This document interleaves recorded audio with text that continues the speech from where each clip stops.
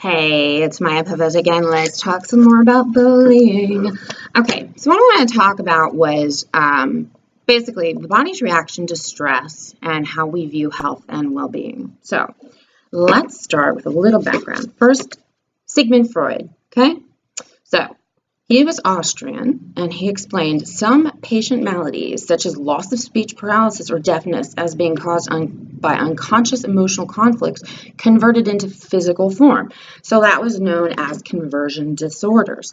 He was on to something, perhaps. So these are my study cards from school, Penn State. So next, let's mention Franz Alexander. So Franz Alexander created the nuclear conflict model. So he says physical disease is the outcome of a fundamental or nuclear psychological conflict. It helped establish psychosomatic medicine, psyche for mind and soma for body. Mind, body. They're connected. Next, Walter Cannon. He was American, 1871 to 1945. He coined the term fight or flight. I think we all know what that is. We all don't like that initial jittery feeling.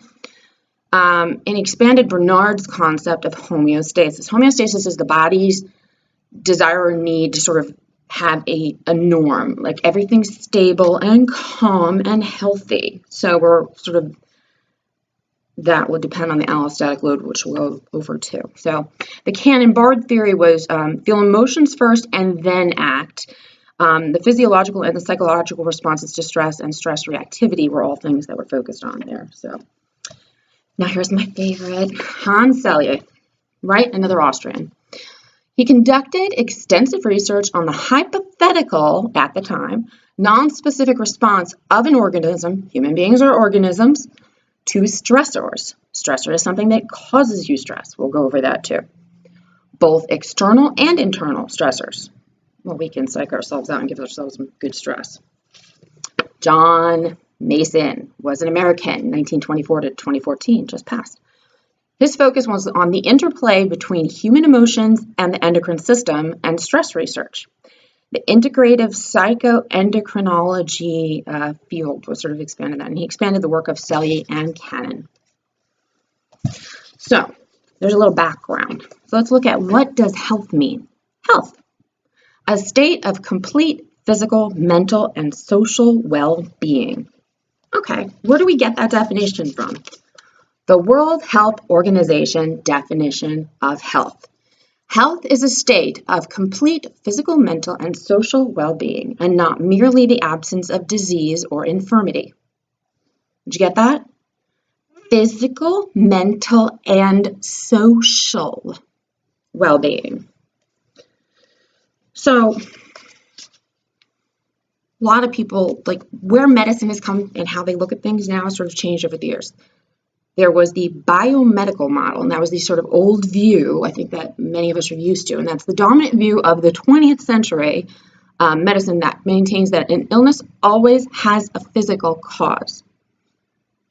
Okay, but your immune system could be weak for some reason. We'll get to that.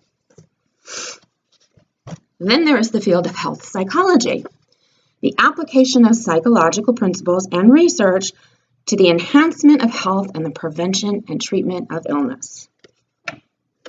But see, these were separate changes. Then we had behavioral medicine, an interdisciplinary field that integrates behavioral and biomedical science in preventing, diagnosing, and treating illnesses. Getting closer. Then there is the biobehavioral model. Focuses on how the behaviors and the biological influences, both internal and external, to the organism, again, humans, organism, influence the overall health of the organism. So the behaviors and biological influences, they're both there now. And the biopsychosocial model.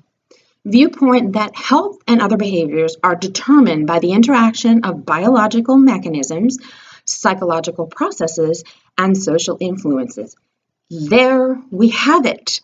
This absolutely relates to the definition of health according to the World Health Organization.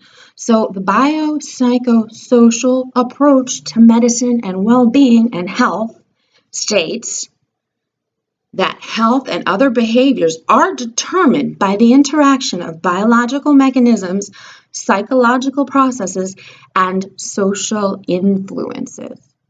That could kind of bring us to the whole thing of theory of planned behavior, which says, theory asserts that there are 3 factors which most influence a person's behavioral intention: attitude towards a behavior, or views of others' attitudes towards a behavior and their perceived expectation. Those are behavioral intention, attitude, perceived control, and subjective norm. That's the key. Subjective norm means, what is your norm? What is your point of view? How do you perceive a situation? Everybody perceives something differently.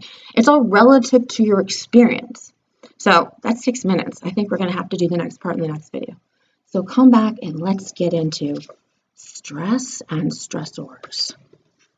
Up next, stress, the truth behind it, and bullying.